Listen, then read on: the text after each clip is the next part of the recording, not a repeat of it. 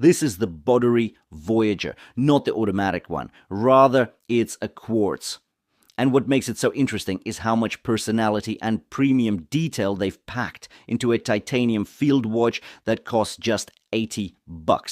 First, let's talk about the colorway. This one features a vivid sky blue dial paired with a matching blue and orange canvas strap.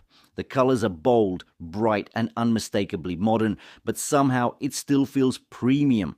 Not playful in a cheap way, but stylish, a little quirky, and really well put together. The colors, absolutely amazing. It's like sky blue. On the strap, on this canvas strap, it's got a bit of that orange. Same as on the dial. The small second subdial is orange. It's got a date complication. It's a fun and quirky watch, but it's still very much premium. Yet, it's a quartz. It's not an automatic. Despite being a quartz, this isn't just any quartz movement, it's powered by the Swiss-made Ronda 64D, a reliable and accurate movement with a monthly deviation of -10 to +20 seconds and an operating life of around 40 months. That's about 3.5 years on a single battery. Not bad. Now to the build, and this is where it gets impressive. We're talking full titanium construction here. The case, the crown, the strap keepers, and even the buckle. All titanium. That keeps weight down while giving the watch a rugged, matte, sandblasted finish that looks ready for field duty. And the case is genuinely comfortable. You've got a diameter of 38.5 millimeters, a lug-to-lug of 47, thickness at just 9.9 millimeters, and a 20 millimeter lug width. On my 6.5-inch wrist, it wears perfectly. No overhangs. Just a snug, ergonomic fit, and it would suit wrist as small as 5.5 inches, no problem.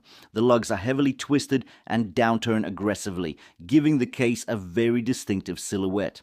From the top, the case feels flat and structured, but from the side, you start to notice how dynamic those lugs really are, curving, twisting, creating angles and surfaces that catch the light and add visual interest. At the 4 o'clock position, you'll find a wide-signed, screw-down crown that tucks in nicely thanks to the lug integration. It's more symmetrical and less intrusive than if it had been placed at 3. And around the back, this is where things get really weird, in the best way. An exhibition case back on a quartz watch, and not just any glass back. This is sapphire crystal. In fact, both front and rear are sapphire, giving you what is essentially a sapphire sandwich case. I can't think of many or any other quartz watches at this price point offering that. The dial itself is what really seals the deal. That bright turquoise blue backdrop immediately pulls your eye. You get large white Arabic numerals in a classic military font with an inner 24-hour scale for quick reference. Everything is printed sharply and there's no issue with contrast. It's highly legible. Around the edge there's a railroad mint track with alternating black and red markings that add a little technical flair. Under 6 you'll see Swiss movement printed, a quiet nod to that Ronda beating inside. The date display is probably the most unusual feature of this watch. Instead of a single square aperture, the date is shown along a curved track with a red indicator marking today's date. You get a preview of the dates ahead and behind. It's surprisingly useful and very visually dynamic. Add to that a bright orange subdial for the running seconds, offset just below center. That subdial has its own index ring, orange numerals, and a contrasting blue second hand, which is, interestingly enough, loomed. Yes, a loomed second hand on a quartz field watch. As for the rest of the loom, it's there, on the numerals, but honestly, it's underwhelming. It fades faster than you'd like, especially compared to the automatic Voyager I reviewed earlier, which had much better performance. But considering everything else this watch offers, titanium, Swiss movement, sapphire front and back, I'm willing to overlook that. And finally, let's not forget the strap.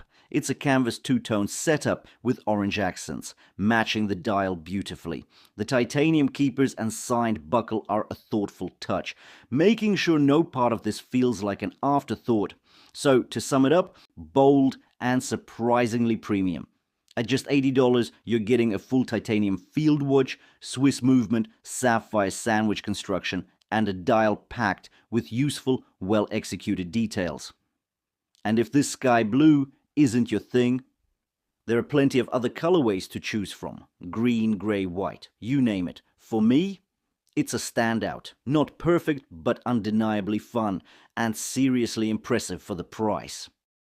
The BODERRY, love it, but I love the colors here. Because when you actually go to the listing, there are plenty of colors. You can go for the gray, you can go for the green, for the blue, whatever you like. There are plenty of options. Thanks for watching, and I'll see you in the next one.